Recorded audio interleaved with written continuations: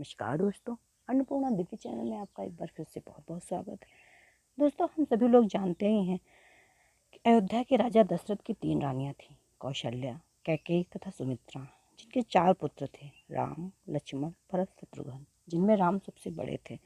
राम जी का विवाह जनकपुर की राजकुमारी सीता के साथ हुआ था। राम को 14 वर्ष का वनवास माता कैकेयी ने दिया था। तब राम के साथ लक्ष्मण तथा माता सीता जी भी 14 वर्ष के लिए वनवासी बनकर वन में घूमते रहे। उसी समय लंका का राजा रावण अपनी बहन शूर्पणखा के अपमान का बदला लेने के लिए माता सीता का हरण करके ले गया।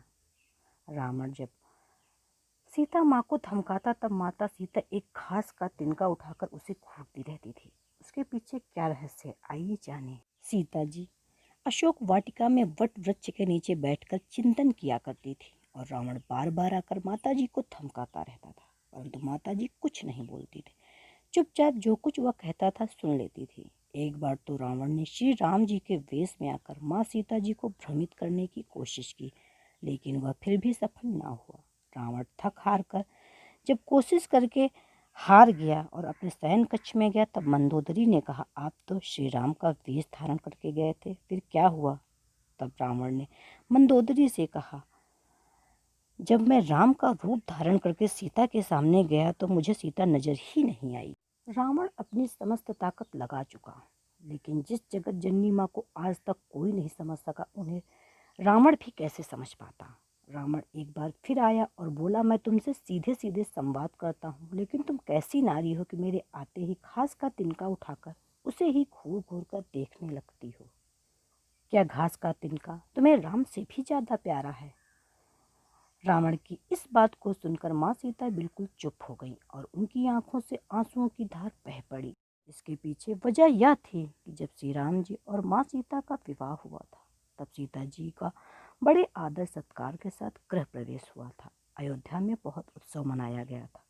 दोस्तों, जब नई नवेली दुल्हन घर में आती है तो उसके हाथों से पहले दिन नई बहू से कुछ मीठा पकवान बनवाया जाता है, ताकि जीवन भर घर में मिठास बनी रहे। इसलिए माँ सीता जी ने उस दिन अपने हाथों से घर पर खीर बनाई और समस्त परिवार, राजा दशरथ एवं तीनों रानियों सहित चारों भाइयों और ऋषि संत भी भोजन पर आमंत्रित थे। माँ सीता ने सभी को खीर परोसना शुरू किया और भोजन शुरू होने ही वाला था कि जोर से एक हवा का झोंका आया।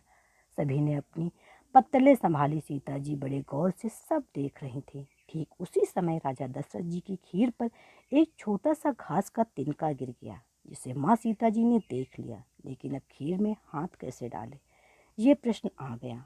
माँ सीता जी ने दूर से ही उस तिनकों को घूर कर देखा। वो जलकर राख की एक छोटी सी बिंदु बनकर रह गया। सीता जी ने सोचा, अच्छा हुआ किसी ने नहीं देखा। लेकिन राजा दशरथ माँ सीता जी के इस चमत्कार को देख रहे थे।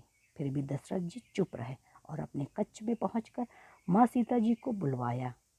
फिर उन्होंने सीता जी से कहा, मैंने आज भोजन के समय आपके चमत्कार को देख लिया। आप साक्षात जगत जननी स्वरूपा हैं, लेकिन एक बात आप मेरी जरूर याद रखना। आपने जिस नज़र से उस तिनकों को देखा था, उस नज़र से आप अपने शत्रु को कभी मत देखना।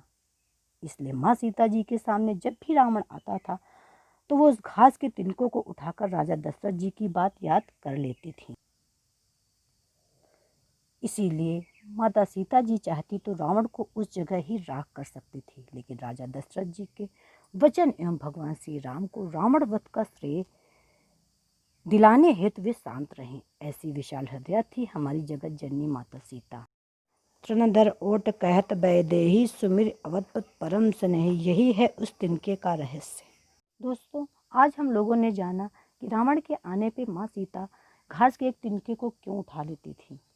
आशा है कि आपको ये वीडियो पसंद आया होगा। अगर पसंद आया हो तो प्लीज़ लाइक करें, शेयर करें तथा यदि अभी तक आपने मेरे चैनल को सब्सक्राइब नहीं किया है तो कर लें। कुछ नई जानकारी के साथ एक नई वीडियो के साथ फिर मिलेंगे। तब तक के लिए बाय बाय।